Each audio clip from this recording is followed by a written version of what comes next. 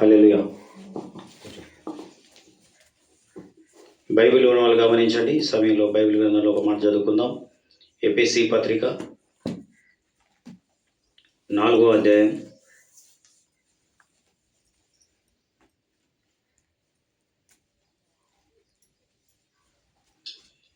4-5 వాక్యాలు చదువుకుందాం. ఎఫెసీ పత్రిక 4వ అధ్యాయం 4-5 వాక్యాలు చదువుకుందాం. శరీరం ఒకటే, ఆత్మయు ఒకటే. ఆ ప్రకారమే మీ పిలుపు విషయమై ఒక్కటే నిరీక్షణ యుండుటకు పిలువబడితిరి. ప్రభువు ఒక్కడే, విశ్వాసం ఒక్కటే, బాప్తిస్మం ఒక్కటే. బాప్తిస్మం ఒక్కటే, అందరికీ తండ్రి అయిన దేవుడు ఒక్కడే. ఆయన అందరికీ పైగా ఉన్నవాడై అందరిలోను వ్యాపించి అందరిలో ఉన్నాడు. Praise the lord. హల్లెలూయా. ఈ రోజున బైబిల్ గ్రంథంలో మనం ఇప్పుడు చదువుకున్న వాక్యాన్ని మనం గమనిస్తే, ఈ రోజున క్రైస్తవ ప్రపంచంలో ఎన్నో సందేహాలు. మళ్ళీ బాప్తిసం ఇచ్చినాక మళ్ళీ ఇంకో బాప్తిసం తీసుకోకూడదు, ఎందుకంటే బాప్తిసం ఒక్కటే అని రాయబడింది కదా అని చెప్తున్నాను.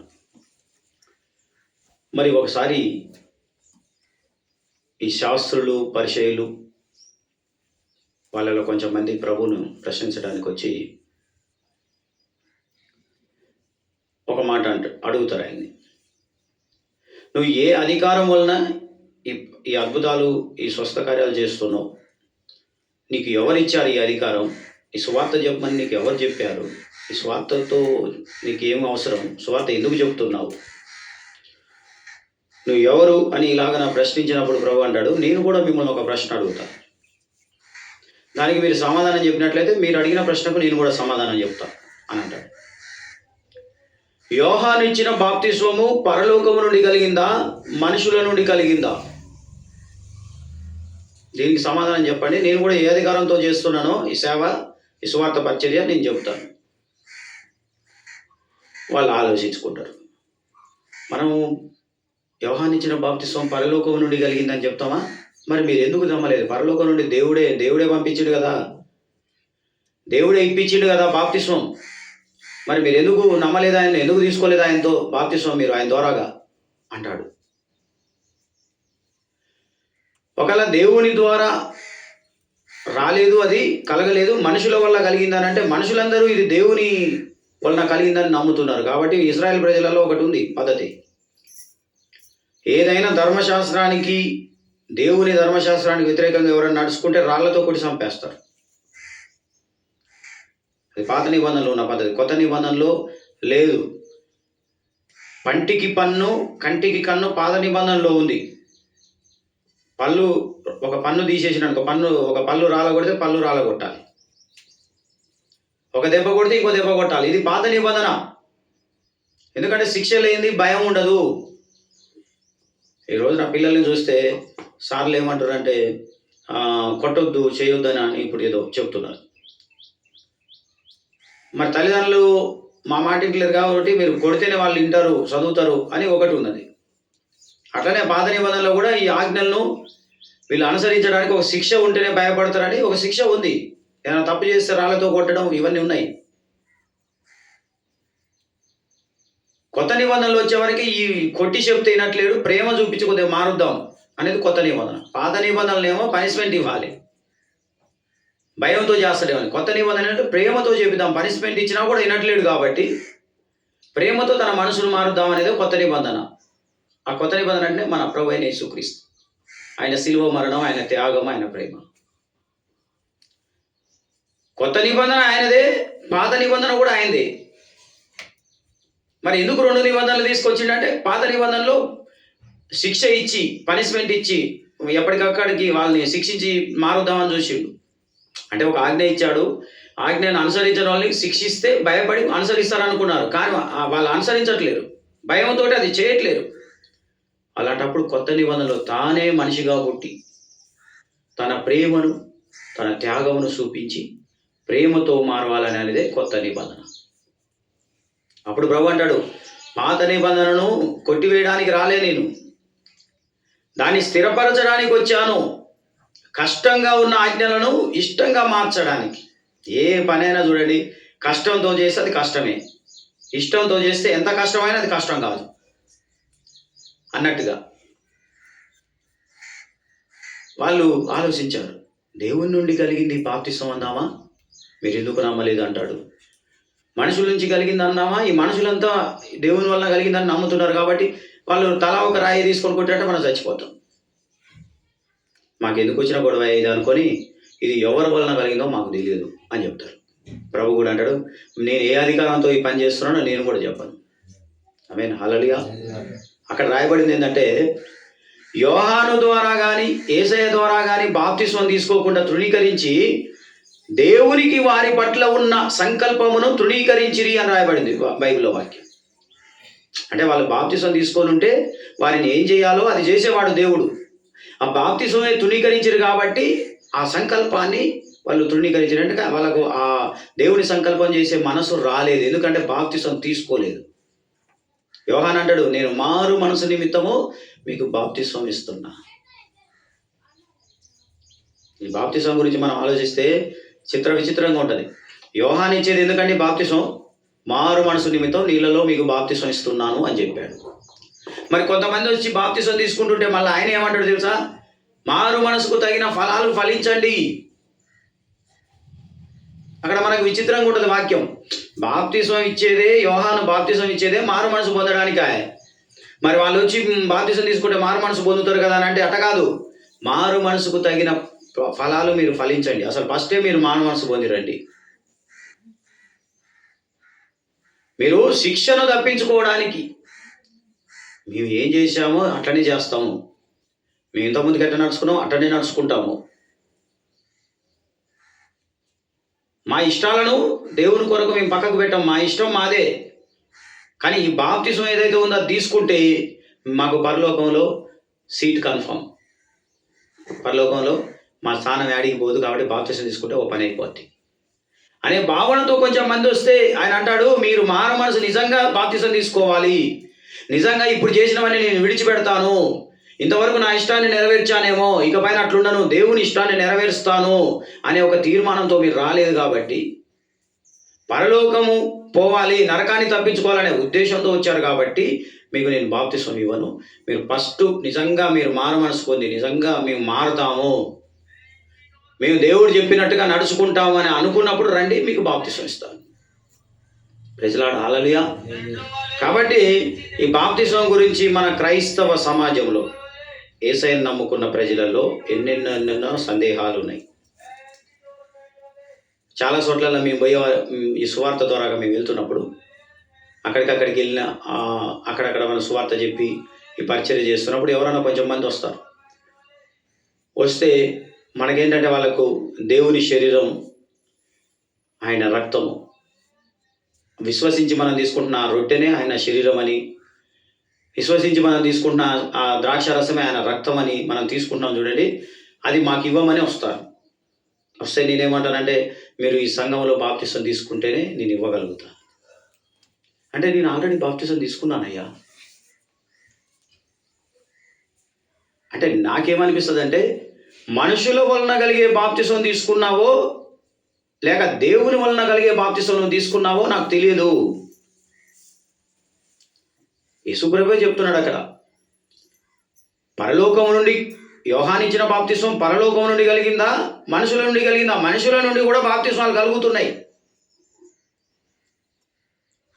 అపవాది ఆలోచన ద్వారాగా బాప్తిస్మాలు కలుగుతున్నాయి. ఒక సర్వసత్యము కలిగిన, అభిషేకం కలిగిన, నిజమైన సేవ పోకముందే దేవుడు చేయించని ఒక సేవ పోతుంది అన్నమాట. అక్కడికి దేవుడు ఏర్పరచుకోనని ఒక సేవకుడు పోతుండన్నమాట. అభిషేకం లేని సేవకుడు పోతున్నాడు. వాళ్ళెంటనే ఆయనకు స్పందిస్తున్నారు. ఇప్పుడు దేవుని సేవకుడు పోవడానికి, దేవుడు ఏర్పరచుకున్న సేవకుడు అక్కడికి పోవడానికి ఆటంకాలు ఉంటాయి. దేవుని సేవకుని దగ్గరికి వాళ్ళు రావడానికి ఆటంకాలు ఉన్నాయి. ఆటంకపరిచేవాడు ఉన్నాడు లోకంలో. కానీ లోకంలో ఉన్నవాడు కనుక సేవ చేపిస్తాను, దేవునికి వ్యతిరేకమైన సేవ చేపిస్తానంటే దేవుడు ఆటంకపరచడు, వచ్చే వాళ్ళని ఆటంకపరచడు. ఈ ఈ లోకములో ఉన్నవాడు దేవుని వ్యతిరేకి చేస్తున్న పరిచర్యలో సేవకుడు వెళ్తాడు, వాళ్ళు వస్తారు, నీళ్ళలో ఏముంది బాప్తిసం తీసుకుంటారు. దేవుడు చేయించని సేవ, దేవుడు కట్టని సంఘం ఆడ ఉంటుంది. దేవుని ఏర్పాటులో సేవకుడు పోయినప్పుడు వాళ్ళు రారు, ఒకవేళ వచ్చినా రొట్టె ఇవ్వమంటారు. ఆ రొట్టె ఇయ్యను అని అన్నప్పుడు నువ్వు ఎందుకు ఇవ్వయా, మేము కూడా బాప్తిసం తీసుకున్నాను అని చెప్తారు. అట్లా కాదమ్మా, నువ్వు ఎక్కడ బాప్తిసం తీసుకున్నావో, నీకు ఇచ్చిన దైవ సేవకునికి అభిషేకం ఉందో లేదో నాకు తెలియదు కదా, మరి నీ నమ్మకం ఆడనే ఉంటే ఆడనే రొట్టె తీసుకో తల్లి, లేకపోతే మరి ఇక్కడ తీసుకోవాలంటే ఇక్కడ బాప్తిసం తీసుకుంటేనే నాకు నమ్మకం ఉంటుంది. నువ్వు ఈ సంఘస్థురాలు అని, నువ్వు ఈ సంఘస్థుడు అని నాకు అనిపిస్తుంది. నా దేవుడు నాకు ఇచ్చిన అధికారం కింద మీరు ఉన్నట్టుగా, అంటే బాధ్యత కింద ఉన్నట్టుగా నాకు అనిపిస్తుంది అని అంటే వాళ్ళు ఏం చెప్తారో తెలుసా? అసలు బైబిల్లో వాక్యాలు తెలియదు చాలామంది, కానీ ఈ వాక్యం బాగా తెలుస్తుంది చూడు. అదేందయ్య గారు బైబిల్లో వాక్యం ఉందంటగా, నేను పెద్ద చదువుకున్న దాన్ని కాదు కానీ నాకు పాస్టర్ చెప్తుంటున్నా నేను. ఏం వాక్యం అది? బాప్తిసం ఒక్కటే, దేవుడు ఒక్కడే అని రాయబడిందంట కదా, మీరు మళ్ళా బాప్తిసం అంటారేంది? ఈ వాక్యం బాగా గుర్తుంటుంది వాళ్ళకి.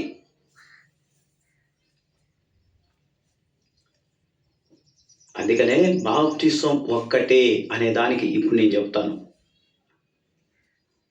టీబీఎం సంఘమును చూడండి, ది పెంతకోస్త్ మిషన్, ఓసన్న సంఘమును చూడండి. ఆ రెండు సంఘాలు మెల్కీషెదక్ క్రమంలో కట్టబడుతున్న సంఘాలు. ప్రైజ్ లార్డ్, హల్లెలూయా. ఒక ఆత్మ సంబంధికి, ఒక అభిషేకం కలిగిన సేవకునికి, అభిషేకం కలిగిన సేవకురాలికి, ఒక అభిషేకం పొందిన విశ్వాసికి, విశ్వాసురాలికి ఉండాల్సింది ఏంటంటే సత్యమును సత్యంగా ఒప్పుకోవాలి. నిజాన్ని నిజమని చెప్పాలి, నిజం కానిది నిజం కాదు. మాకు నిజమని అనిపించలేదు, తీర్పు తీర్చడం మనకెందుకు, ఇది అభిషేకం కలిగిన సేవో కాదని. అభిషేకం విషయంలో, మెల్కీషెదక్ విషయంలో, త్రిత్వంలో మూడో వ్యక్తి విషయంలో చాలా జాగ్రత్తగా మాట్లాడాలి మనం. అపవాది వస్తాడు, శోధిస్తాడు. యేసయ్యను శోధించిన వాడు మనను కూడా శోధించడానికి వస్తాడు. ఇది నిజమైందా కాదా అని మన ద్వారాగా తీర్పు తీర్పించాలి. ఆ తీర్పు ద్వారాగా మనం తీర్పులోకి పోవాలి. ఒక పంచాదిలోకి మనం తీసుకుపోవడానికి వాడు ప్రయత్నం చేస్తాడు. ఇది నిజమైందా సేవ కాదా అంటాడు. అన్నప్పుడు నువ్వేందంటే తొందరపడి అది నిజమైంది కాదు అంటావు అనుకో, అది నువ్వు తీర్పులోకి పోయే అవకాశం ఉంటుంది. నాకు నిజమైందని అనిపించలేదయ్యా, చాలు. నిజమైందా కదంటే నాకైతే నిజమైందని అనిపించలేదు, మరి నన్ను ఏం చేయమంటావు? వాక్యం ఏమంటుంది? అహరోను క్రమంలో తండ్రి తర్వాత కుమారుడే నాయకుడు, ప్రధాన యాజకుడు అవుతాడు అహరోను క్రమంలో. హెబ్రీ పత్రికలో రాయబడి ఉంది, ఆ లేవీలు యాజకులుగా ఉన్నప్పుడు ధర్మశాస్త్రం, ప్రజలకు ధర్మశాస్త్రం ఇవ్వబడెను. ఆ వారి సేవ వలన సంపూర్ణ సిద్ధి కలిగిన ఎడల వేరొక క్రమంలో వేరొక యాజకుడు, మెల్కీషెదకు క్రమంలో యూదా గోత్రములో పుట్టిన యేసుక్రీస్తు రావాల్సిన అవసరం ఏంది? పాత నిబంధన సేవే పరిపూర్ణమైతే కొత్త నిబంధన ఎందుకు అన్నట్టుగా. కాబట్టి మీరు చూస్తే నాకు తెలిసినంత వరకు మెల్కీషెదక్ క్రమంలో కట్టబడుతున్న సంఘాలు, ఒకటి టీపీఎం, 2 ఓసన్న. ఈ 2 సంఘాలకు కూడా యేసు ప్రభుతో లింకు ఉన్నది, సంబంధం, ఆత్మ సంబంధం. చూడండి, పరలోకములో ఉన్నది యెహోవా, ఆయనే ఆది అంతం. ఆయనలో ఒక భాగంగా చేసుకోనబడిన ఒక భాగం, ఆయన ఆత్మలో ఒక భాగం యేసుక్రీస్తు, మరొక భాగము మెల్కీషెదక్. అస్తిత్వంలో 3 వ్యక్తులు, ఆ 3 ఒకడే ముగ్గురు. ఇంకా చెప్పాలంటే దేవుని వాక్యము ఒక భాగం, ఆయన యేసుక్రీస్తు. దేవుని శక్తి ఇంకొక భాగం, ఆయనే మెల్కీషెదక్, ఇలాగ పరిశుద్ధాత్ముడు. ఆయన దక్షిణ హస్తము దిగి వచ్చెను అని రాయబడింది. దక్షిణ హస్తం అంటే కుడి చెయ్యి అంటే బలం, పవర్, పరిశుద్ధాత్మ. ఈ త్రిత్వములో 3 వ్యక్తులు, ఒక్కడే ముగ్గురే ఒక్కడు. ఒక్కరికి నమస్కరించినా ముగ్గురికి నమస్కరించినట్టు, ముగ్గురిని నమస్కరించినా కూడా ఒక్కడే. ఆయనను తప్ప వేరొకరిని నమస్కరించడానికి ఎవ్వరికి అంత దివ్యత లేదు, వారికి దైవత్వం లేదు అనే సంగతి మనం గమనించాలి. అందుకని ఆయన ఎక్కడ చూసినా ఒక్కడే. దేవుడు ఒక్కడే అనే మాటకు ఆయనే, త్రిత్వములో ఉన్నది ముగ్గురు ఒక్కడే, ఒక్కడే ముగ్గురు, ఆయన ఒక్కడే. ఆ ఒక్కడే ఎట్లా అంటే ఆ దేవుని మాటే ఒక భాగం యేసుక్రీస్తు, ఆయన దక్షిణాస్త, ఆయన బలమే మెల్కీషెదకు మూడో వ్యక్తి. అంటే ఆయన మాట, ఆయన శక్తి. దేవుడు ఒక్కడే. ప్రపంచం మొత్తంలో ఆరాధిస్తున్న ఆ ప్రభు అయిన యేసుక్రీస్తు, ఆయన శక్తి మనం ఈ రోజున సోషల్ మీడియా వచ్చింది కాబట్టి చాలా మంచిదైంది. ప్రపంచం మొత్తంలో డిసెంబర్ నెల మొత్తం క్రిస్మస్ పండుగ జరుగుతుంది. భూమి ఎంతవరకు ఉందో ఇది నిజం, నేను చెప్పాల్సిన నిజం. నేను చెప్పిన తప్పుని తప్పనాలి. సత్యవంతుడైన దేవుని నమ్ముకున్న వ్యక్తి సత్యమును సత్యమనాలే. సత్యము కానిది అది అసత్యము అని తీర్పు తీరకపోయినా అది సత్యమని మాకు అనిపించలేదు. ఎందుకంటే పాత నిబంధన మొత్తం అహరోను క్రమంలో తండ్రి తర్వాత కుమారుడే యాజకుడు. ఇప్పుడు కూడా వీళ్ళు తండ్రి తర్వాత మళ్ళీ కొడుకే చేస్తుండు కాబట్టి మేము అది సర్వసత్యము మెల్కీషెదకు క్రమం అని మేము చెప్పలేమండి. ఆడ క్రమం జరగట్లేదు. ఇక్కడ మనకు సేవకులకు కూడా ఒక తీర్మానం ఉంది, రూతు తీర్మానం. మనము బ్రతికున్నంత వరకు ఈ సంఘంలో ఉండాలనేది ఒక తీర్మానం మనకి. ఎప్పుడైతే ఇక్కడ మెల్కీషెదకు క్రమంలో సేవ జరగలేదో అప్పుడు వెళ్ళిపోవచ్చు ఆ తీర్మానం నుంచి. ప్రైజ్ లార్డ్, హల్లెలూయా. ఒకే ఒక కారణంతో ఇది మెల్కీషెదకు క్రమం సంఘం అనుకొని తీర్మానించుకున్నాం మేము, కానీ మెల్కీషెదకు క్రమంలో ఈ సంఘం పరిచర్య జరగట్లేదు కాబట్టి మేము ఇక్కడి నుంచి వెళ్ళిపోతున్నాం. ప్రైజ్ లార్డ్, హల్లెలూయా. మరి ఇంకెందుకు? మెల్కీషెదకును పొందుకున్నవాడు మెల్కీషెదకు క్రమం చేయకుండా, దేవుని ఆత్మ పొందుకున్నవాడు దేవుని ఆత్మక్రమం చేయకుండా వారసత్వం పెట్టి ఏదో కానుకల కొరకు ప్రథమ ఫలాల కొరకు చేయకూడదు కదా. ప్రైజ్ లార్డ్, హల్లెలూయా. ఒకడు దేవునికి సిరికిని దాసుడు కాలేడు అన్నాడు కూడా. సిరిని ప్రేమించేవాడు ఎప్పుడు దేవుని ప్రేమించడు. మంచి చెట్టు చెడ్డ ఫలాలు ఫలించదు, చెడ్డ చెట్టు మంచి ఫలాలు ఫలించదు. ఆ ఫలాలే అక్కడ అర్థమైపోతాయి. ఆ ఫలాలను బట్టి చెట్టు ఏంది మంచిదా చెడ్డదని మాకు అర్థమైంది. కాబట్టి మెల్కీషెదకు క్రమంలో కట్టబడుతున్న రెండు సంఘాలు నాకు తెలుసు. అది ఒకటి టీపీఎం, రెండోది ఓసన్న, మూడోది మేము కూడా అదే క్రమం అనుసరించి నడవాలని నడుస్తున్న వైజేయం అనే ఈ సంఘము. Praise lord, hallelujah. ఈ సంఘం గురించి, నా పరిచర్య గురించి నేను చెప్పేది ఎందుకు? రెండు సంఘాలు నాకు తెలుసు, టీపీఎం, ఓసన్న తర్వాత అదే క్రమంలో అదే ఓసన్న సంఘంలో సేవా దర్శనం పొంది, అదే ఓసన్న సంఘంలో అభిషేకం పొంది ఈ పరిచర్యకు వచ్చిన నేను కూడా ఆ అడుగుజాడల్లోనే, ఆ పెద్దలు నడిచిన అడుగుజాడలోనే నాకిచ్చిన బాధ్యత, నన్ను ప్రత్యేకించి ఆ సంఘం నుంచి నాకు ఇచ్చిన బాధ్యతను అదే మెల్కీషెదకు క్రమంలో చేసి కష్టపడి నా తర్వాత ఉన్నవారికి, దేవుడు నియమించిన వారికి అప్పగించి వెళ్ళాలనేదే ప్రభు సాక్షిగా నా ఉద్దేశమై ఉన్నది. ప్రైజ్ లార్డ్, హల్లెలూయా. కొత్త నిబంధనలో కూడా అహరోను క్రమాలు చేసుకుంటూ దేవుణ్ణి ప్రేమించకుండా ఇంకేదో ప్రేమిస్తూ సర్వసత్యానికి వ్యతిరేకంగా మాట్లాడుతూ ముందే బాప్తిస్మాలు ఇచ్చి ఆ బాప్తిస్వం అభిషేకం లేకుండా ఇచ్చి మళ్ళా సర్వసత్యం దగ్గరకు వచ్చినప్పుడు వాళ్ళతోటి బాప్తిస్వం ఒక్కటే, దేవుడు ఒక్కటే రాయబడింది. మళ్ళా బాప్తిస్వం ఏంటి? అందుకనే ఈ బాప్తిస్వం గురించి ఎన్నెన్నో విషయాలు ఉన్నాయి. మనుషుల వలన కలిగిన బాప్తిస్వం ఉంది, దేవుని వలన కలిగిన బాప్తిస్వం ఉందమ్మా.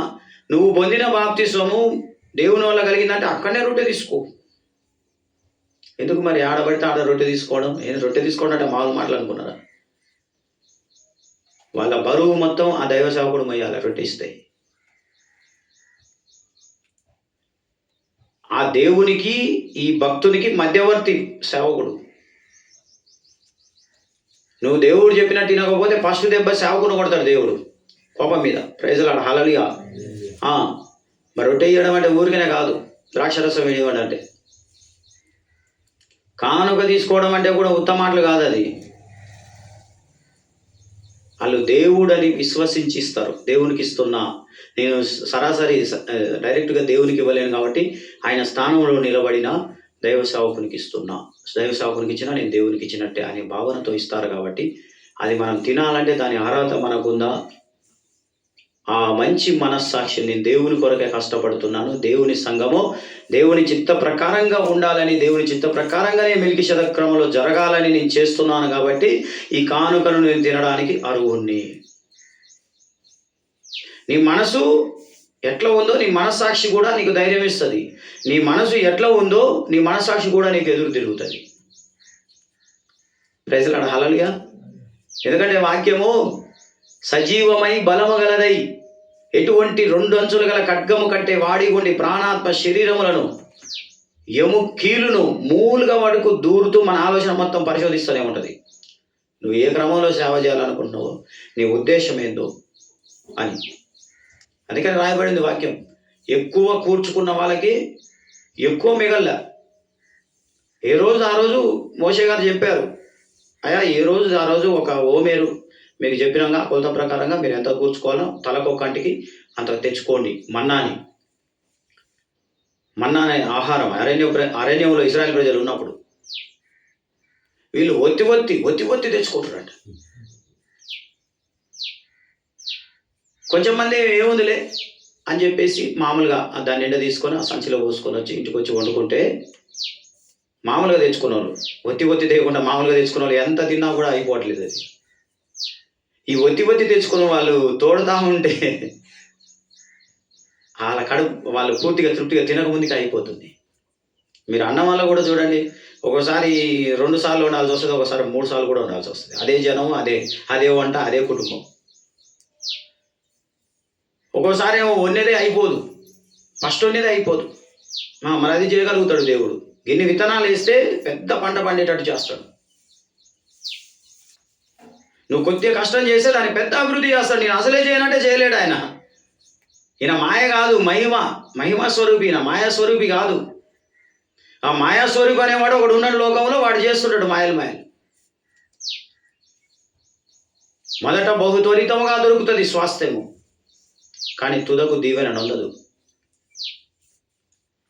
దేవుని వ్యతిరేకైన అపవాదిని సాతానును అనుసరించే వారికి త్వరగా దొరుకుతుంది ఆశీర్వాదం,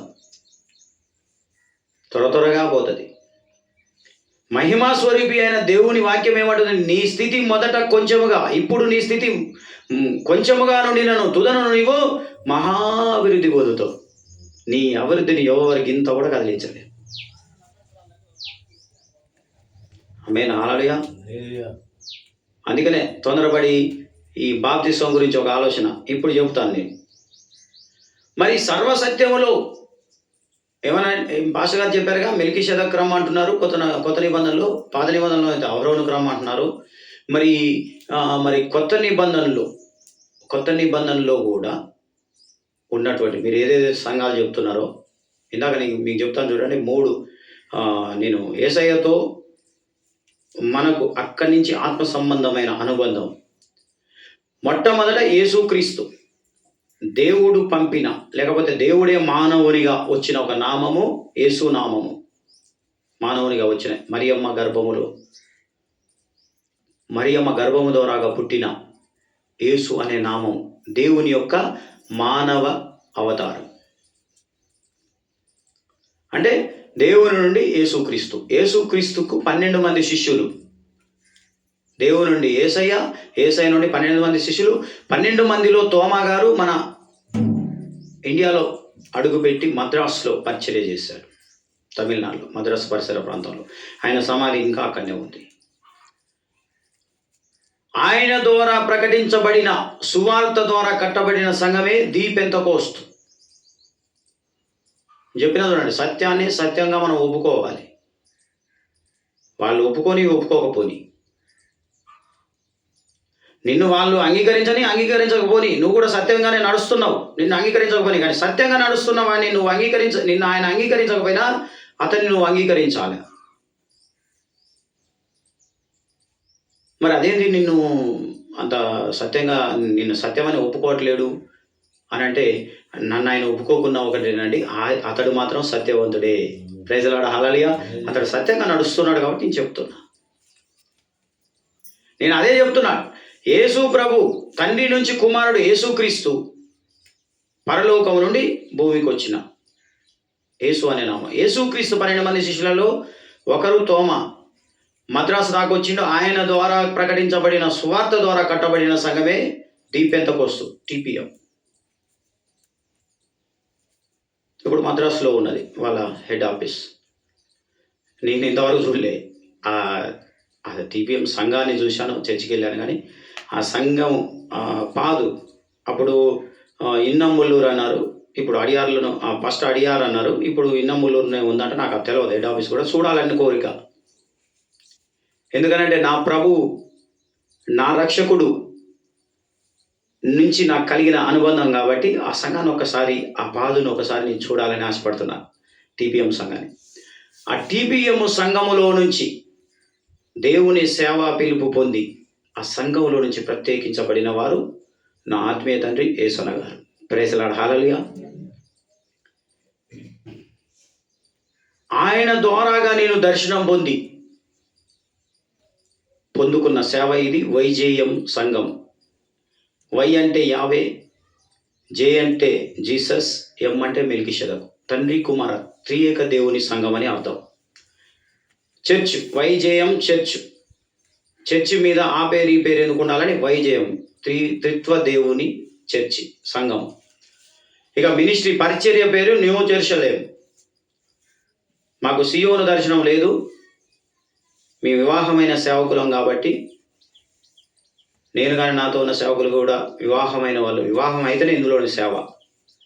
వివాహమై ఉండాలి, ఇలా సేవ చేయాలంటే అభిషేకం పొంది ఉండాలి. సేవకురాలు కాకపోయినా సేవకుడైనా అభిషేకం పొంది ఉండాలి. సేవ చేయాలనుకున్న సహోదరి కాకపోయినా సహోదరుడైనా అభిషేకం పొంది ఉండాలి. వివాహస్తుడై ఉండాలి. వాళ్ళకి ఇందులో సేవ.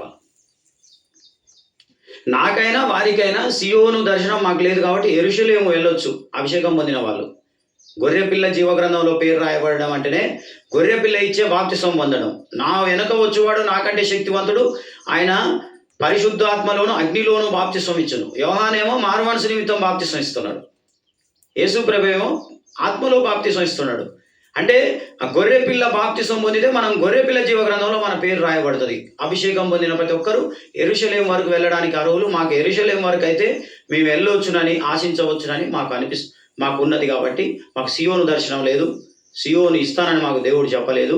యెరూషలేము వరకు వెళ్తాం కాబట్టి మేము న్యూ జెరూసలేం పరిచర్య. ప్రైజ్ ది లార్డ్, హల్లెలూయా. మా పరిచర్య పేరు న్యూ జెరూసలేము, నూతన యెరూషలేము, ఇంగ్లీష్లో న్యూ జెరూసలేము. మేము ఆరాధించే దేవుని సంఘము చర్చి పేరు వైజేయం, యావే జీసస్ మెల్కీషెదక్, త్రియేక దేవుని చర్చ్. ప్రైజ్ ది లార్డ్, హల్లెలూయా. ఆ సంఘములోనే నా ఆత్మీయ తండ్రి యేసన్న గారు ఒకరోజు నేను నడిచిపోతున్న తోవలో ఎన్నెన్నో కొన్ని బాధాకరమైన విషయాలు ఆయన నాకు చెబుతా ఉన్నాడు. అది అట్లా, ఇది ఇట్లా, ఇవన్నీ చెప్తుంటే నేను కూడా ఒక రోడ్డు మీద మేము నడుచుకుంటూ వెళ్తున్నాం. నేను వింటా ఉన్నా, ఆయన చాలా బాధాకరమైన విషయాలు ఆయన నాకు చెప్తా ఉన్నాడు. తర్వాత చిన్నగా మేము నడుచుకుంటూ ఒక పెద్ద మార్కెట్ యార్డ్లోకి వెళ్ళాం. పెద్ద మార్కెట్ యార్డ్లో అందులో పెద్ద హౌస్ ఉంది, నీళ్లు నింపిన ఒక హౌస్, చాలా పొడుగ్గా ఉంది హౌస్. నా చతురస్రాకారంలో ఎడల్పు తక్కువ పొడవు ఎక్కువ ఉన్న ఒక పెద్ద హౌస్. మార్కెట్ యార్డ్లలో ఉంటాయి చూడండి తొట్లు, నీళ్ళ తొట్లు. ఆ తొట్టి నిండా నీళ్లు నింపి ఉన్నాయి. అక్కడికి వెళ్ళిన తర్వాత అన్న ఏం చేశాడంటే, నా ఆత్మీయ తండ్రి యేసన్న గారు ఏం చేశాడంటే, ఒక చొక్కా హాఫ్ షర్ట్ వేస్తాడు ఆయన. హాఫ్ షర్ట్ ఇట్లా విడిచి దాన్ని ఉతుక్కోవాలని చూస్తున్నాడు.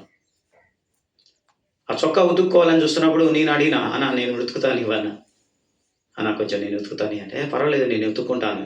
లేదన్నా ప్లీజ్ అన్న నేను ఉతుకుతాను బతిలాడితే ఇచ్చిండు. ఆ చొక్కా తీసుకొని ఉతుకుతున్నా నేను హౌస్ దగ్గర. ఉతుకుతుంటే అది తెల్లగా కావట్లే. అమ్మ దైవజనుని చొక్కా కాబట్టి తేటగా ఎంత తెల్లగా ఉతికితే అంత తెల్లగా ఉతకాలని ఉతుకుదామని చూస్తుంటే అది తెల్లగా కావట్లే. నీళ్ళు పోసి పొలుగుతున్నా కానీ అటు ఇటు చూస్తే పక్కన ఒక బట్టల సబ్బు ముక్క ఎవరో ఉతుక్కొని ఆడ పెట్టినట్టున్నారు. ఆ బట్టల సబ్బు ముక్క కనపడదు నాకు. అది తీసుకొని ఉతుకుదామనిపిస్తుంది కానీ మరి ఎవరో వాళ్ళు తిడతారేమో, మళ్ళీ అట్లా చెప్పకుండా తీసుకోకూడదని ఒక భావన. ఆఖరికి ఏం చేసిన ఆలోచించి ఏమన్నా కానీ అని చెప్పి ఆ సబ్బు ముక్క తీసుకొని కొంచెం సబ్బు పెట్టి ఇట్లా పులుగుతుంటే నురుగులుగా పెద్ద చాలా నురుగులు వచ్చింది.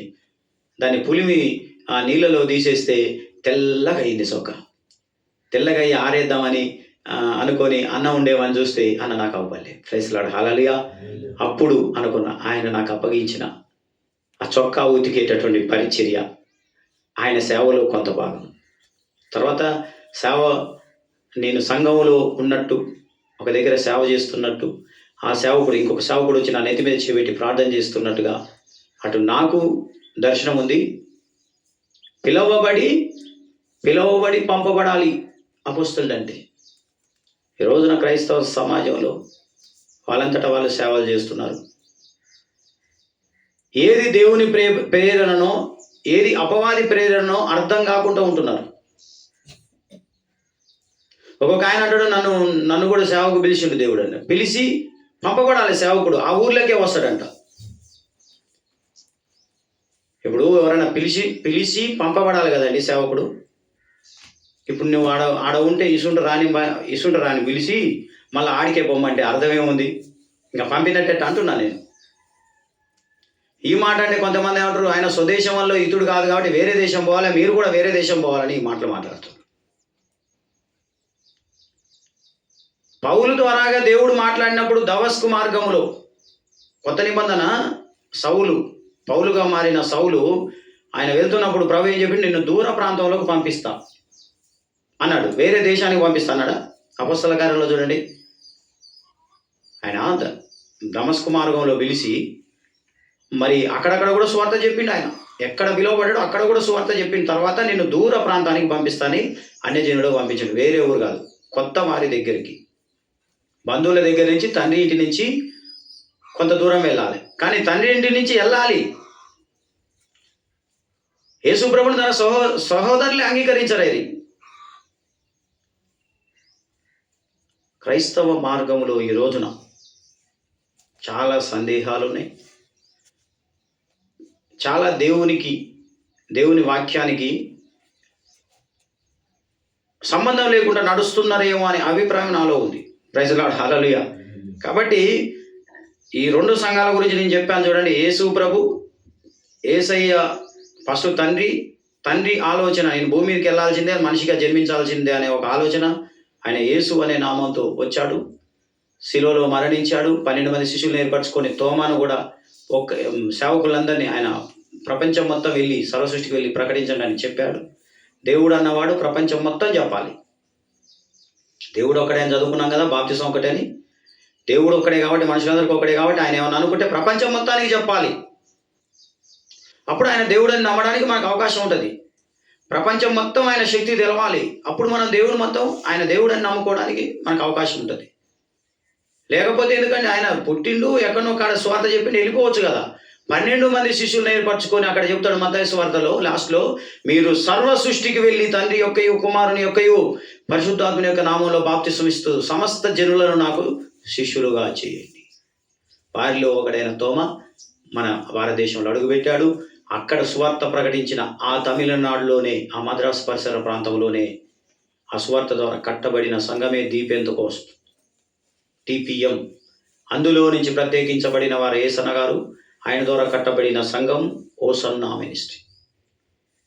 ఆ సంఘములో 2005 ఆగస్టు 15 బాప్తిసం పొందిన నేను 2006 సంవత్సరం 1వ తారీఖున పరిశుద్ధాత్మతో దేవుడు నన్ను అభిషేకించి ఆ క్షణం నుంచి నన్ను సేవకు పిలుస్తూ ఆయన నాకు దర్శనమిచ్చి, సేవకులకు దర్శనమిచ్చి, నా సేవ దర్శనాన్ని ఆయన పాస్టర్ అభిషేకంతో ఆయన కన్ఫర్మ్ చేస్తే అప్పుడు నేను 2008లో సేవకు బయలుదేరి వచ్చి ఈ రోజు వరకు ఇంచుమించు 20 సంవత్సరాలు సేవ చేస్తూ నేను చెప్తుంది ఏంటంటే, క్రైస్తవ సమాజము ఒక్కసారి మీరు గమనించండి.